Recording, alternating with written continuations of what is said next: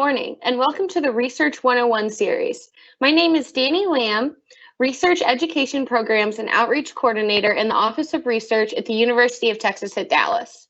As we move through today's session, I invite you to post questions into the chat for our guest speakers to discuss.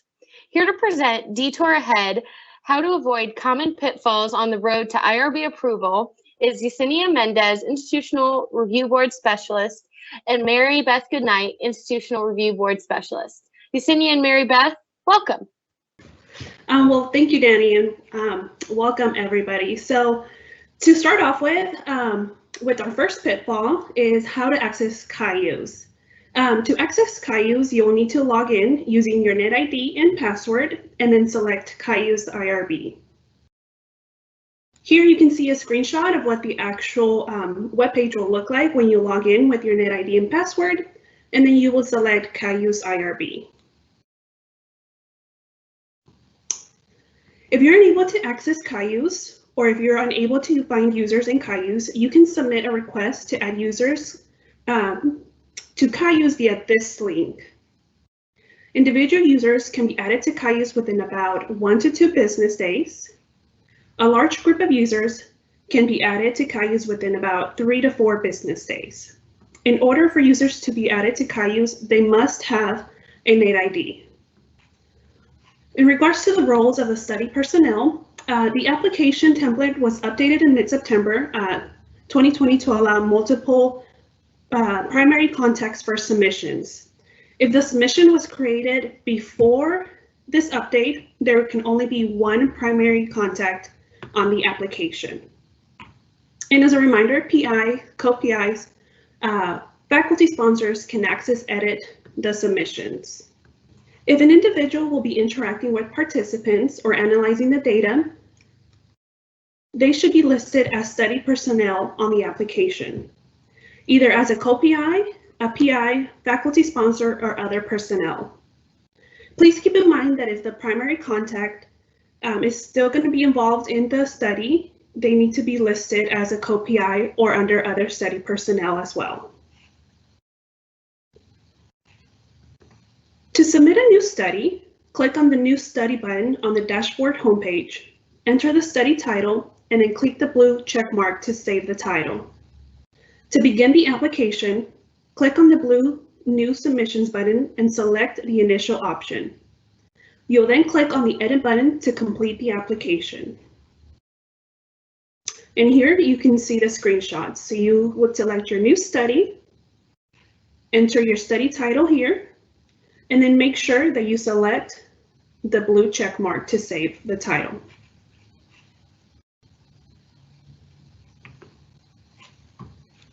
Once the previous steps have been completed, you will see this screen.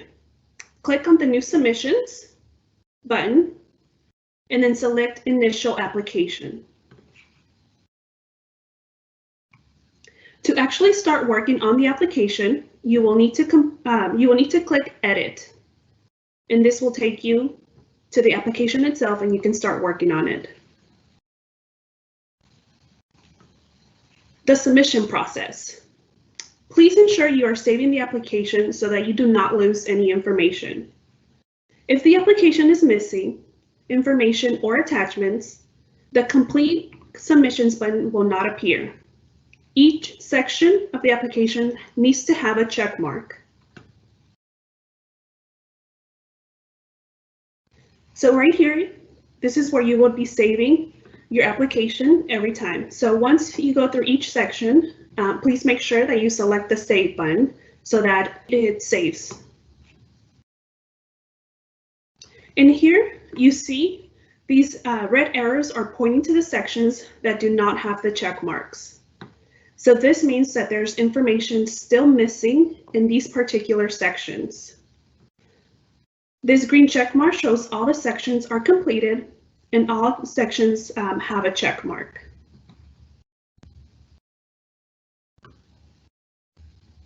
When all the sections have a green check mark or a check mark, you will see this Complete Submissions button.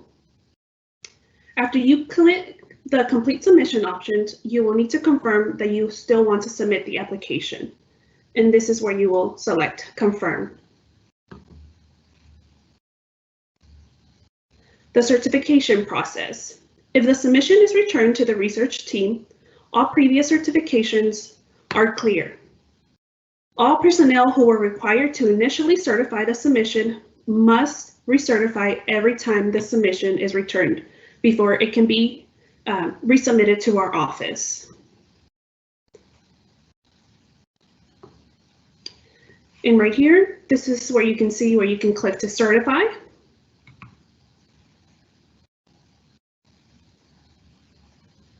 The approval sections of the study details page indicates if the submission is pending certification from study personnel. So right here, this is where you can go and check to see if your research team still needs to certify the application. And on this section, as you can see, it says pending certification, so that this means that these personnel need to certify the application before it can be resubmitted to our office.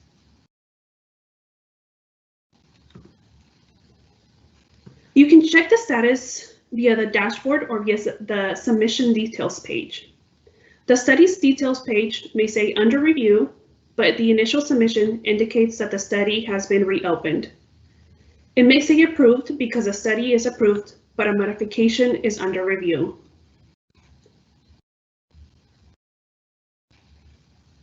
So this is your dashboard.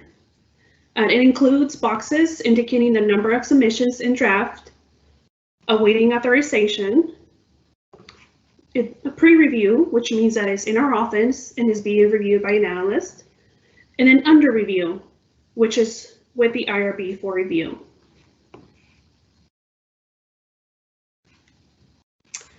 The submission detail page also indicates the status of the submission. You can see that this is the status is unsubmitted. So it still hasn't been submitted to our office and it's pending, it's still with the researchers. Okay, so now we will discuss the resubmission process. This will be when you are resubmitting when the IRB has requested additional information or when our office has requested additional information. So when a researcher receives a notification that additional information has been requested, the application will be returned to the researcher so they can make the requested changes. These changes should be made to the actual application and not just the comment section. So it's really important to understand that the changes need to be made in the actual application. So if the IRB is asking about additional information for the purpose, then the application section needs to include that additional information. The researcher can reply to the comments, but the application must be updated as well because the IRB does not look at the comment section, they look at the application. So if the information is in the comments, then the IRB will not see that information. When the study materials need to be updated, the old version should be removed from the application and the updated version should be attached to the application. The IRB requested changes to the consent form, then the updated consent form should be added and the old consent form that was previously submitted should be removed. The updated versions that are attached to the application should be clean and not the versions that show track changes.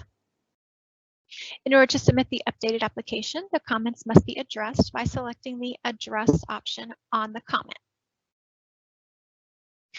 So this example shows that there are comments in the data analysis study information section. The little bubble shows that there is a comment in that section, and the number in the bubble shows the number of comments that are in that section.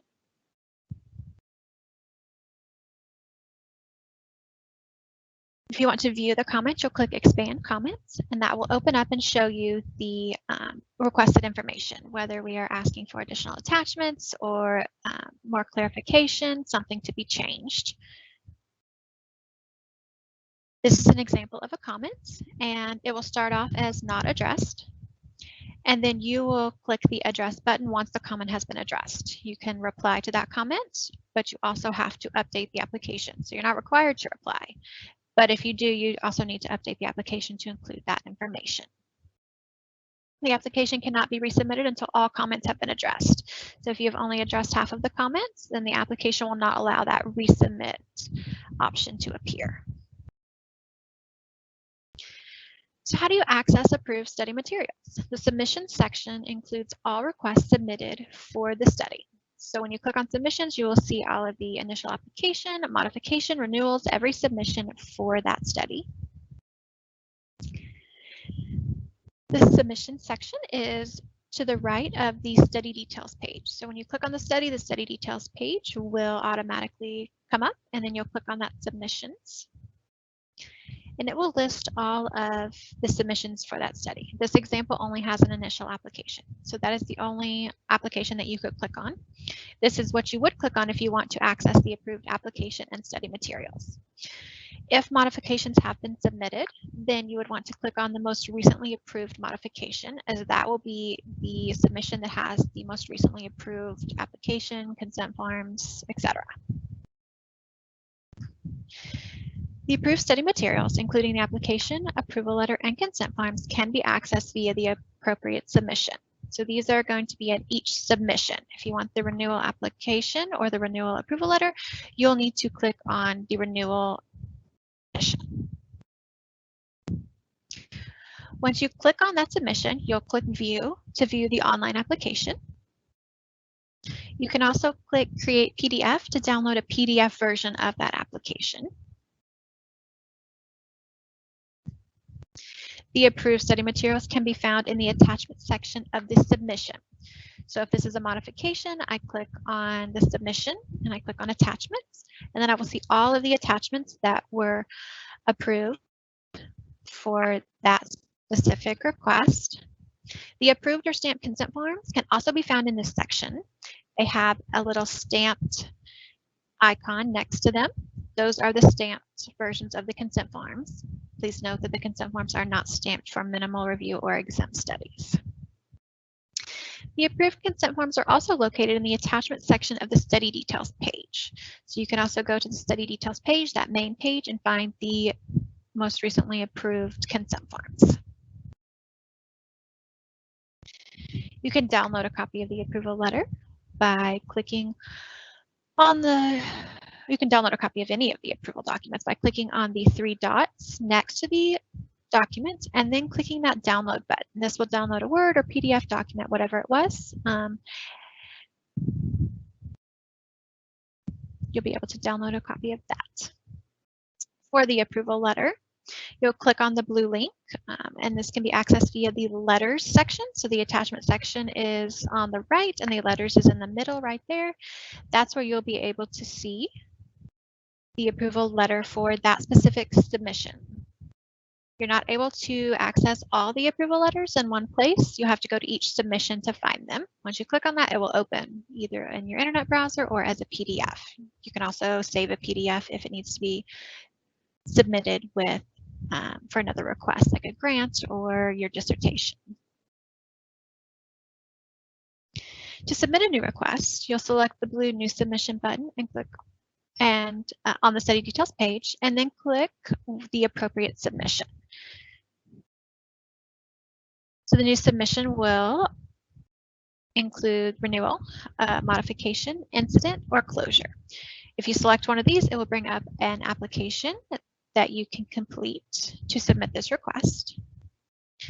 Then you will click the edit button to begin the submission process for that request. So this is a modification. If I click edit, I'll begin the submission process for this modification. When you are submitting a modification to add or remove study personnel, the study personnel section of the application must be updated to reflect the requested changes. If you are adding personnel, then those individuals need to be added to the application. If you are removing personnel, they need to be removed from the application.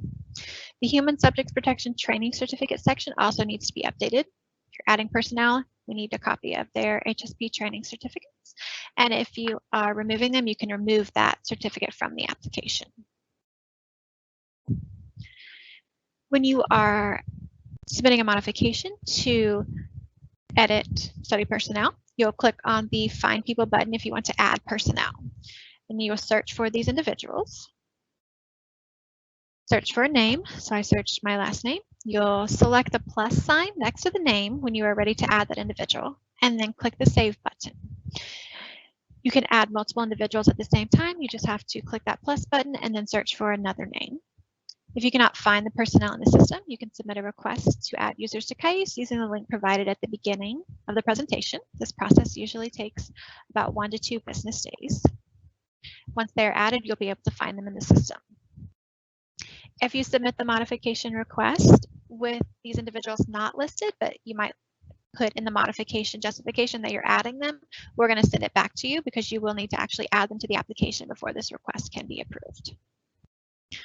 When you are removing personnel, you can click on the X next to the name to remove personnel from the application. This is also how you remove documents from the application, such as their human subjects protection training certificates. So if you're adding, you'll select the plus sign, and if you are removing, you will select that X, and that will remove their name from the application. So do we have any questions? We do have one question. What do you think is the most common pitfall on the road to IRB approval? And what's just maybe one tip you would give for that? I would say making sure that the application has check marks on the side, making sure that every section has a check mark. If it doesn't have that check mark, they can't submit, whether that is the initial submission process, resubmission, modification. If those check marks are missing, then they won't have that complete submission button. You might also have to scroll down on the page to see that on the left side in the sections part, because sometimes the screen might be too small or the text might be large. So you have to scroll down in order to see that. That's probably one of the main ones we've had lately, is kind of understanding how that process works. Awesome. Well, thank you, Yessenia and Mary Beth, for sharing your time and knowledge with us today. Audience, thank you for joining us today. To view a full list of Office of Research events, including this upcoming program, please visit utd.link/research calendar. Thank you again, and have a nice afternoon, everyone.